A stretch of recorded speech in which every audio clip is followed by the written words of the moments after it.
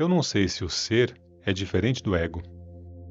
Como você estava em seu sono profundo? Eu não sei. Quem não sabe? Não é o ser desperto? Você nega a sua existência em seu sono profundo? Eu era e eu sou, mas eu não sei quem estava em sono profundo. Exatamente. O homem acordado diz que não sabia nada do estado de sono.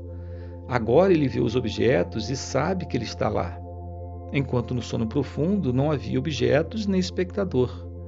O mesmo que agora está falando estava em sono profundo também. Qual é a diferença entre esses dois estados? Há objetos e atividade dos sentidos agora, e não havia no sono. Uma nova entidade, o ego, surgiu. Ele age através dos sentidos, vê os objetos, confunde-se com o corpo e diz que o ser é o ego. Na realidade, o que havia no sono profundo continua a existir agora também. O ser é imutável. É o ego que surgiu. Aquilo que nasce e se põe é o ego. O que permanece imutável é o ser.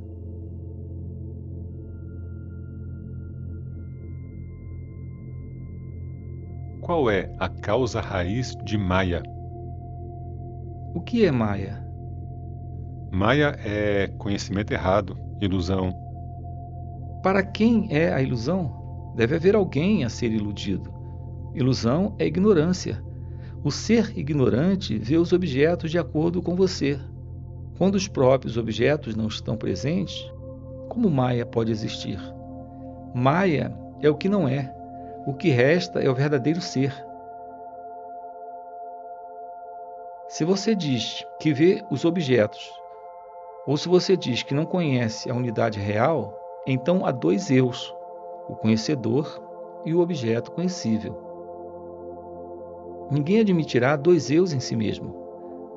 O homem desperto diz que ele próprio estava em sono profundo, mas não consciente.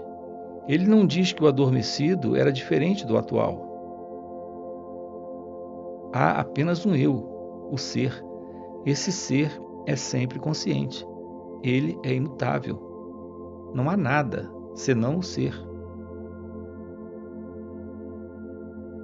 O que é o corpo astral? Você não tem um corpo em seu sonho? Ele não é diferente do corpo reclinado na cama? Nós sobrevivemos depois da morte? O corpo astral sobrevive à morte física?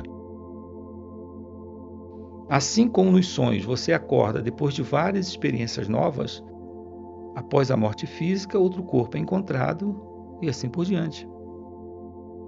Dizem que o corpo astral vive por 40 anos após a morte. No corpo atual, você diz que o corpo do sonho é astral. Você diz isso no corpo do sonho?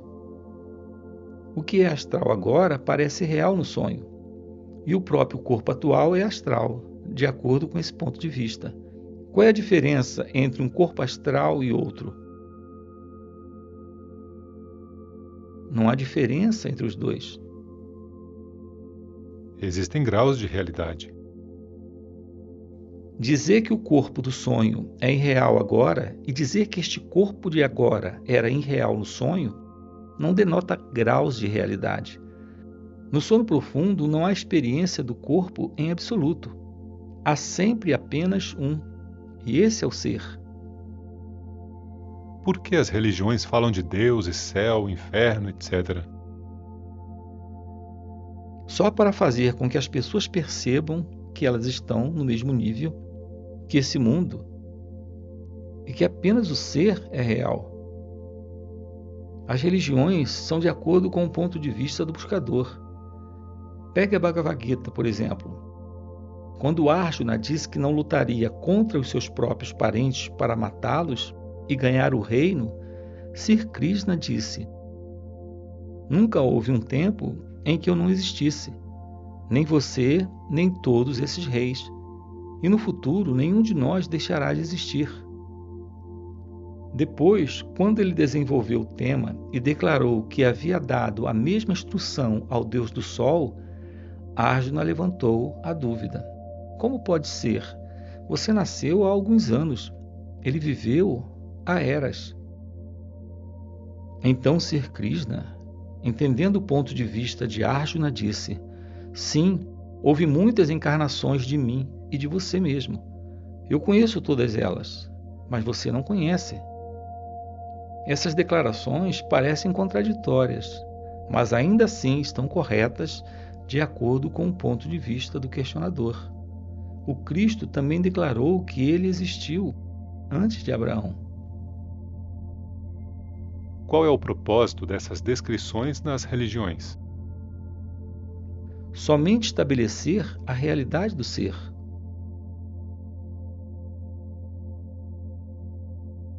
Bhagavan sempre fala do ponto de vista mais elevado.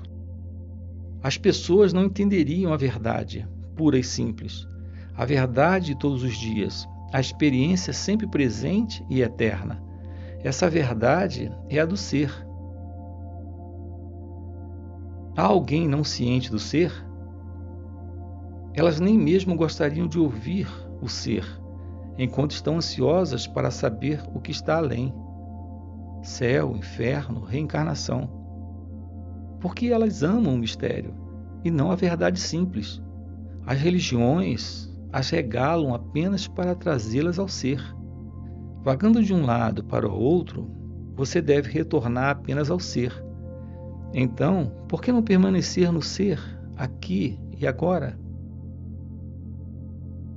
Os outros mundos requerem o ser, como espectador ou especulador. A realidade deles tem apenas o mesmo grau que o grau de realidade do espectador ou pensador. Eles não podem existir sem o espectador. Portanto, eles não são diferentes do ser. Mesmo o ignorante vê apenas o ser quando ele vê objetos. Mas ele se confunde e identifica o ser com o objeto, ou seja, o corpo, e com os sentidos, e atua no mundo. Sujeito e objeto, todos se fundem no ser. Não há observador nem objetos observados. O observador e o observado são o ser. Não há muitos eus também. Todos são apenas um ser. O estado de equanimidade é o estado de bem-aventurança. A declaração dos Vedas, eu sou isso ou aquilo, é apenas um auxílio para obter equanimidade mental. Então é errado começar com uma meta, não é? Se há uma meta a ser alcançada, ela não pode ser permanente. A meta já deve estar lá. Nós buscamos chegar à meta com o ego, mas a meta existe antes do ego. O que há na meta é anterior até mesmo ao nosso nascimento, isto é, ao nascimento do ego. Porque existimos, o ego parece existir também. Se olharmos para o ser como o ego, então nos tornamos o ego. Se como a mente, nos tornamos a mente. Se como o corpo, nos tornamos o corpo. É o pensamento que constrói envoltórios de tantas maneiras. Verifica-se que a sombra sobre a água está tremendo. Alguém pode parar o tremor da sombra? Se ela parasse de tremer, você não notaria a água, mas apenas a luz. Da mesma forma, não tome conhecimento do ego e suas atividades, mas veja apenas a luz atrás. O ego é o pensamento eu. O verdadeiro eu é o ser. É um passo para a realização. A realização já está lá. O estado livre de pensamentos é o único estado real. Não existe uma ação como realização. Há alguém que não esteja realizando o ser? Alguém nega a sua própria existência? Falando de realização, ela implica dois eus. Aquele para realizar, o outro a ser realizado. Procura se realizar o que ainda não está realizado. Uma vez que admitimos a nossa existência, como não conhecemos o nosso ser? Por causa dos pensamentos, a mente. Sim, é a mente que intervém e vela a nossa felicidade. Como sabemos que existimos? Se você disser por causa do mundo à nossa volta, então como você sabe que você existia no sono profundo? Como se livrar da mente? É a mente que quer se matar? A mente não pode se matar. Então o seu trabalho é encontrar a verdadeira natureza da mente.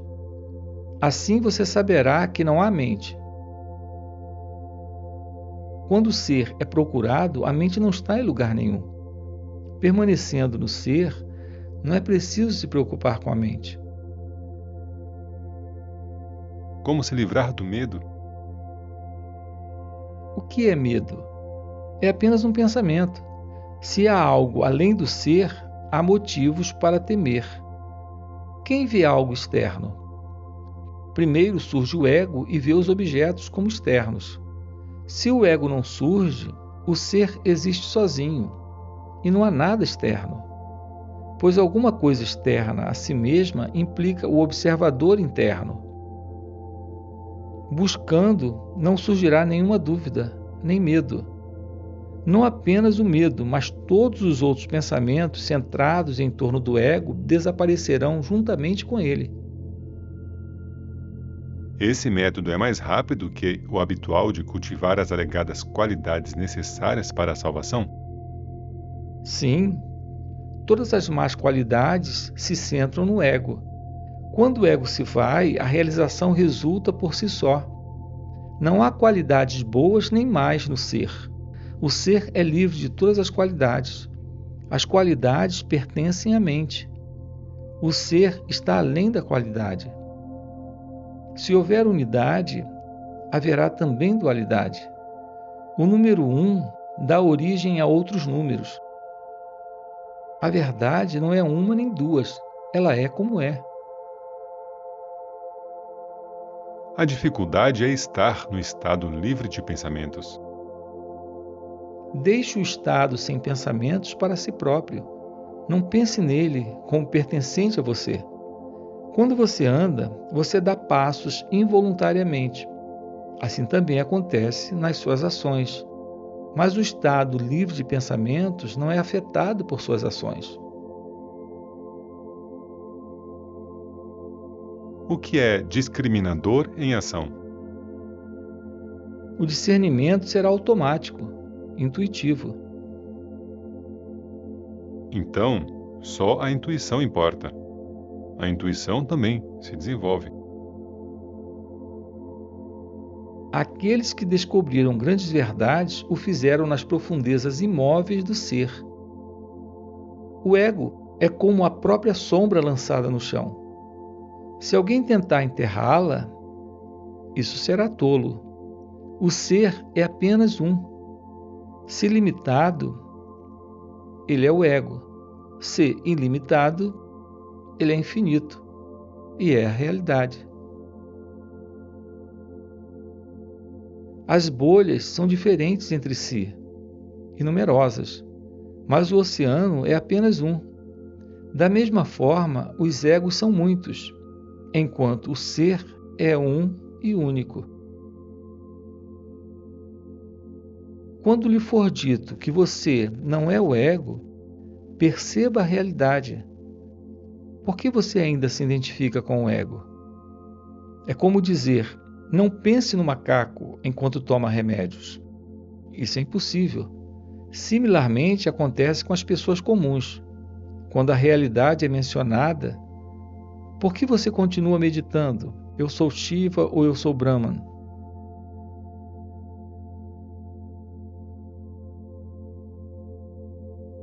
O significado deve ser rastreado e compreendido.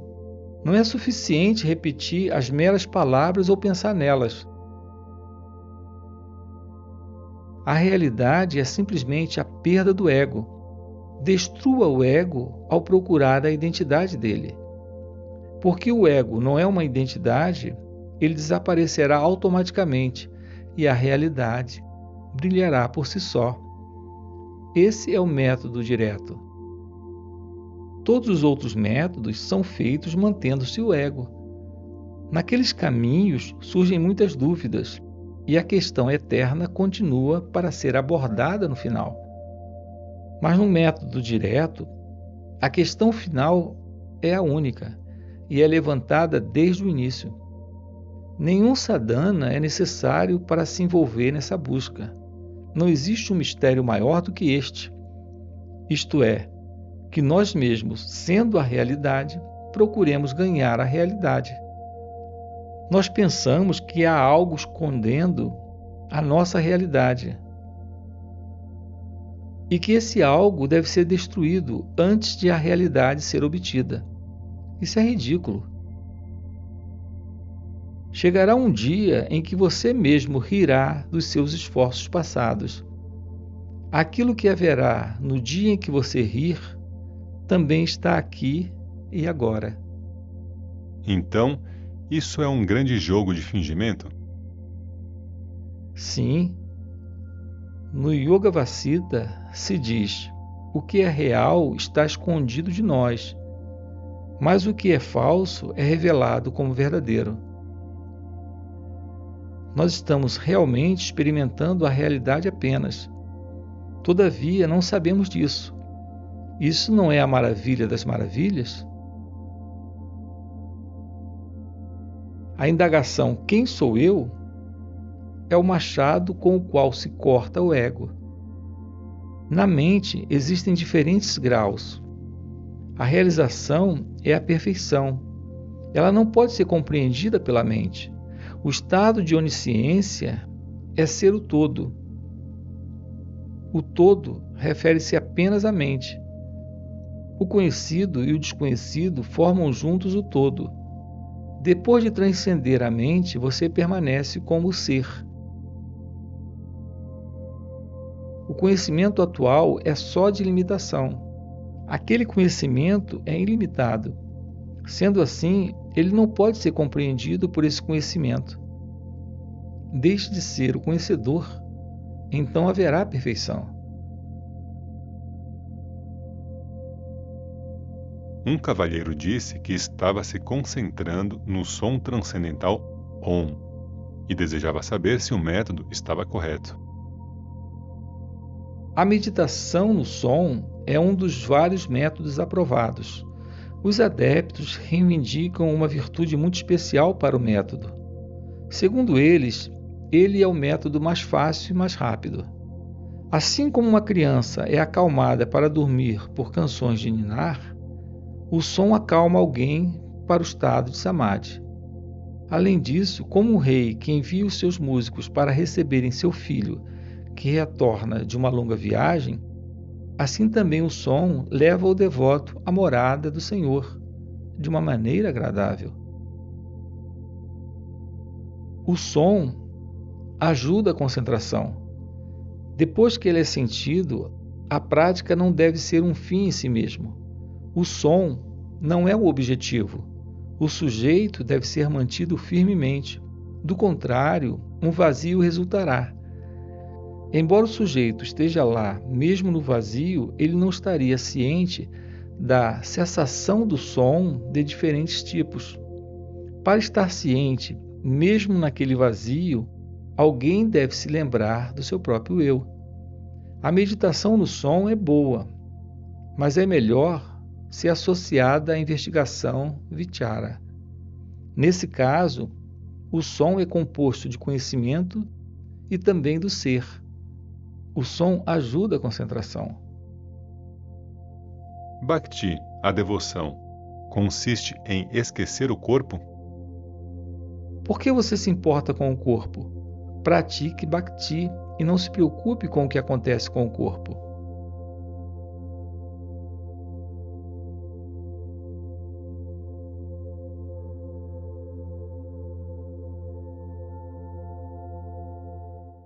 O estudo dos livros sagrados revelará a verdade? Isso não será suficiente. Por que não?